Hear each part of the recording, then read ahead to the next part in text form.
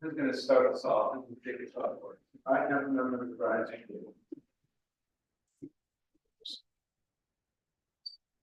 Yeah, just a quick introduction of this all came about. This is a great example of citizen participation in our local government. Mr. Kurd, Andy Kurd is the one who's going to give this presentation. I didn't notice the gentleman 4 months ago. Start behind me. And I remember when I sat down with the mayor, we sat down all the council members after elections before swearing in. I was explaining to him that I needed to find out how to quantify exactly how bad his son got around. And I had an idea in my head of how to do it using Google data and using spreadsheets and coming up with routes. I started to do it on my own. It was very time consuming and using different routes and getting estimates on using Google Maps and putting it in a spreadsheet, and I was very inconsistent. And I met Andrew at a county council round robin for the transportation sales tax. And I was explaining it to the TSP, and he had just moved here recently. And he said, well, I'd love to be able to help out any way I can. So I appreciate that, and I heard that from several folks, and I didn't follow up with them, but he kept following up with me every couple of weeks. Hey, I really love to help out any way I can. So finally I said, well, listen, if you can help me collect this data, this Google data, and just go on Google every day and just keep track of how long it takes to get from point A to point B and drive around and track how bad the traffic is, that'll help me out a lot. So yeah, no problem. 2 days later, he said, hey, I figured out how to do this automatically. So he's able to get the data automatically without him doing a thing, and it auto-populates a spreadsheet and auto-populates these charts. So this is a great example of how just a citizen wanting to help out, figured out a better way to do it than I ever thought of, and it's something that I think that we just don't have, and the county doesn't have, and the state doesn't have. This could be really a potentially a potential game changer, force multiplier. We did brief, we went to the traffic transportation headquarters, or what do you call it, department 2 weeks ago, and Mr. Turk briefed all of us together. So they have some ideas too of how this could probably be implemented. So without further ado, we'll come in. Yeah. Okay, come on, Mr. Spread the microphone there. I'm going to give you 10 minutes plus or minus. Sure. So you got a clicker or presentation you can show us? Yeah, he's gonna help me out here. Okay, great. Yeah, so first of all, thank you, Jim, and thank you all for your time. It's been a huge advocate for us in downtown, so I really appreciate that. Moved there in April last year. Love it so far, love Charleston. And so I guess let's get right into it. Tell us a little bit about yourself. What do you do for a living? Yeah, sure. So I'm a licensed engineer in the state of South Carolina. My day job is electrical engineering for MEP construction firm. So I do electrical engineering for buildings like this, or hospitals, or higher education. So Great, thank you. yeah. So this is the methodology analysis I'm presenting today. You can go next. So methodology. I'm essentially querying Google Maps every 10 minutes, just like you do on your cell phone. I'm basically storing that result in a spreadsheet.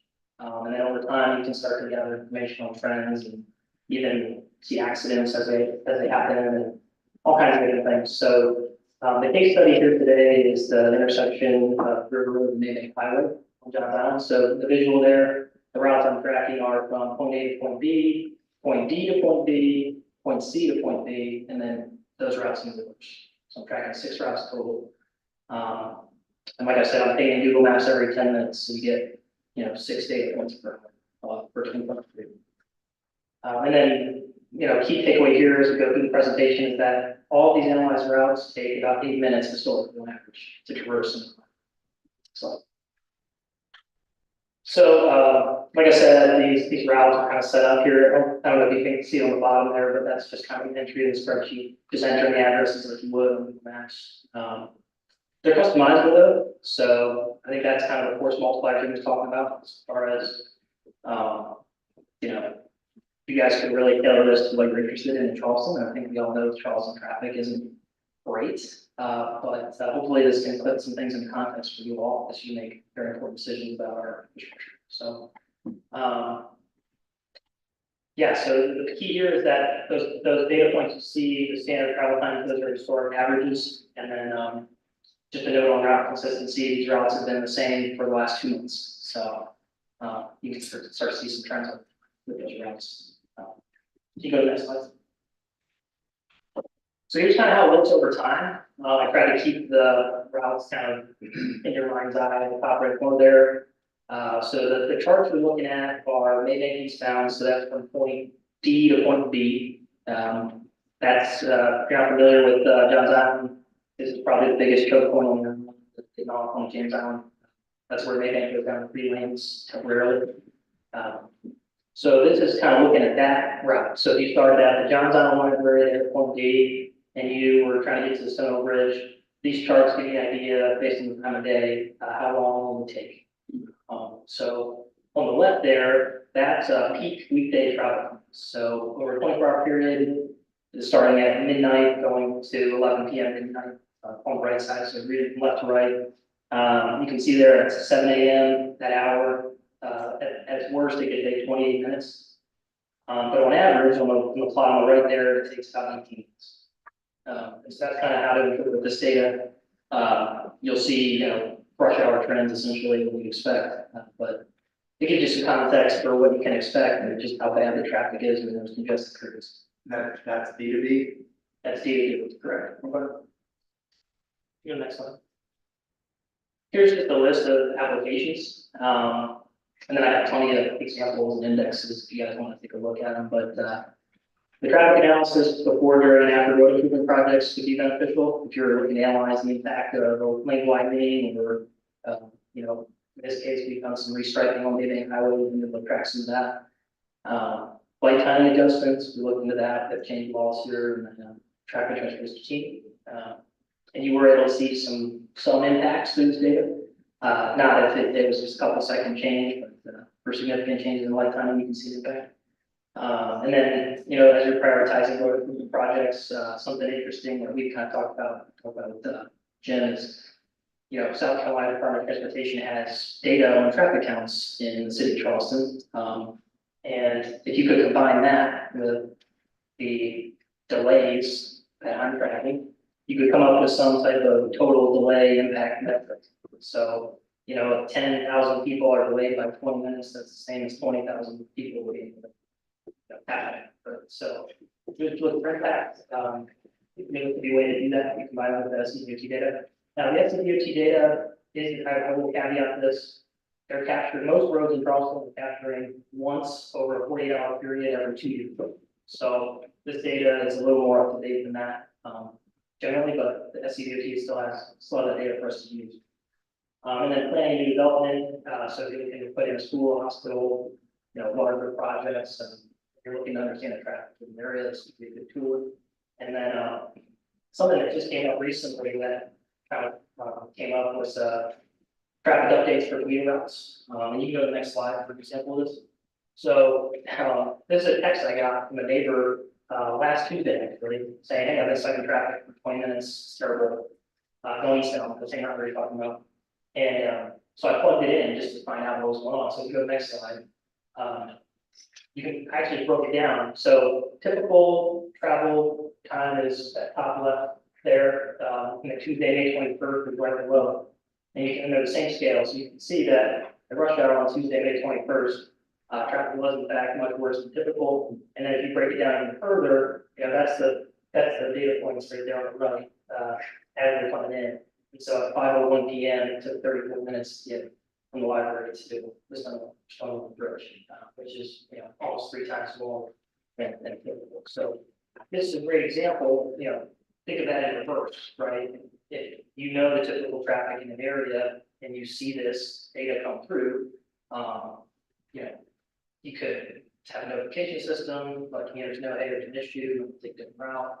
And I know you all get those updates on the radio, right? It takes 25 minutes from somewhere built downtown and whatnot, but this might be a little more in real time and you can be able to apply that going forward. So you can go to the next slide. Okay, really quick. Sorry, just 2 slides ago, you mentioned I want to highlight this. SCDOT gets their traffic data once every 2 years for a 48-hour period. Most of it. Compared to this, which is every 10 minutes. So, a question you might be asking is, what are the capabilities of this? What are the limitations? So, the primary limitation of this approach is that Google, keeps track of every time you ask it, how long does it take you to get somewhere? So, they call that a request or a query. Right now, I'm limited to 1,000 daily requests. Any person with a Gmail account can put in 1,000 daily requests to get directions to function, which Google provides. So that can be increased. However, there's a cost associated with that. And then, in addition, you could potentially reduce the intervals at which you assess the routes to get yourself some more computation power. So that's what this 24/7 monitoring capability chart is kind of depicts. So if you want really fine resolution, which by the way, you can get minute by minute resolution if you want. But every 10 minutes is probably pretty reasonable for most routes. You could get, if you look at the far right side there, just the calculations, 5 standard intersections with the baseline Google Workspace account, which is like kind of their basic paid subscriber model that gives you 10,000 queries per day. So anyways, a lot of information that I guess your main takeaway is, there is more capability, but it's going to have a cost, and Google might put some limitations on that going forward. And it's something that we're exploring from now as far as expand this. But you can play with time interval resolution to get yourself more results if you want to assess what comes. And on the right side there is just kind of an example of how the data populates. So you can see there, this is some Tuesday in April, and you can just kind of see how the spreadsheet updates, and it's pretty simple, pretty secure. Just a question. In your research with Google, have you been able to determine if there's any other data that can be associated with each of these, I guess phones is what we would be tracking really, not cars, but phones, in terms of understanding where these commuters are coming from, what their, consumer profile might be? I mean, that data would have to be, assuming, purchased in some form or fashion, but is that an option in any other research that you did? Not yet. And what I've been doing, I'm not tracking any specific individuals. This is the equivalent of you pulling up your phone and plugging in 2 points and asking how long it's going to take. And just taking that time and just putting it in the spreadsheet. So there is what's called the Google Maps API. So it's kind of a platform where developers can, I think, do a lot more what you're talking about, get more specific information.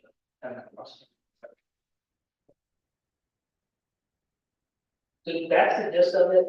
If you want to go to the appendix, or I guess, sorry, Tommy, are you on? Yeah, I'm here. Can you guys hear me? Yes, sir. So Tommy Bowles is going to speak a little bit. He's going to partner with me and him about this for future development and kind of some of the questions that's in there. So take it away, Tom. Yeah, so thank you all for having me. I'm sorry I couldn't join you in person. I'm Tommy Moles. I am a software engineer. And so I just want to talk about some of like the potential applications of like this data collection and storage, and being able to like increase the utility and kind of empowering city council to utilize it. So as you can see now, like all of this data is being stored in Google Sheets, which is basically Excel sheets. And while the ability to store a lot of data there is good, the ability to also lose that data accidentally or through other means is possible. So one idea is being able to stand up a database on AWS, and that allows for like more efficient and secure data storage. Additionally, on top of that, we could stand up a server, an application that would basically interact with the Google Maps API that Andrew was talking about, and basically further automate like the fetching and storage of the data on the routes that are collected, as well as giving the ability to add new routes on demand.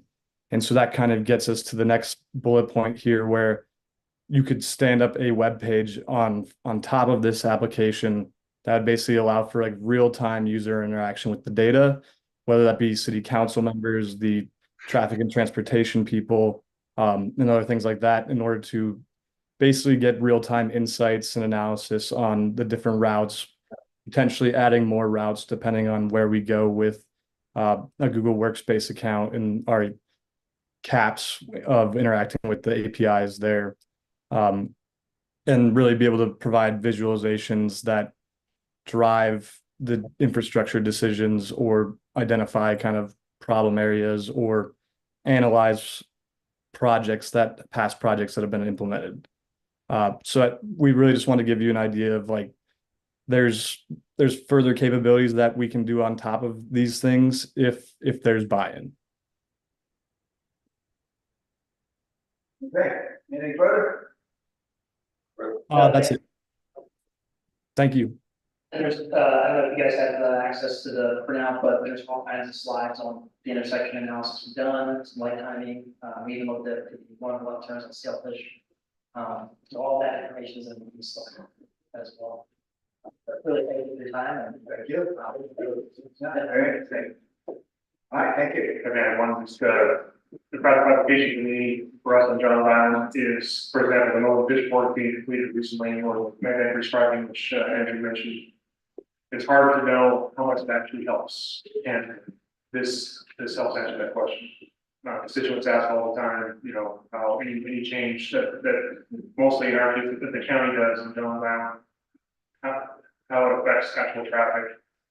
This ultimately helps show how road improvements actually help or don't help in some cases, but it also helps us get tangible data to give to the county and to give the SCDOT to help put some pressure on the pinch points that are needed to help our efforts.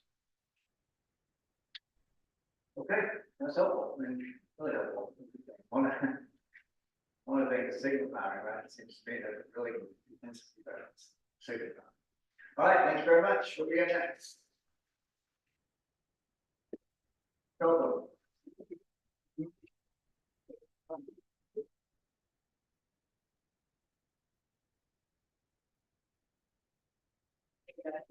So this is an amendment to our ordinance, not necessarily changing the text, but it is to add all of the new work on the lower boundary to the map showing the areas that are prohibited from skateboarding.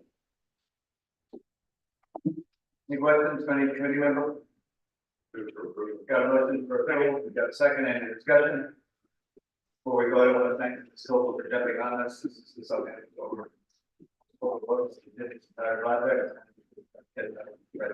So, any other questions, comments, concerns? Not all in favor?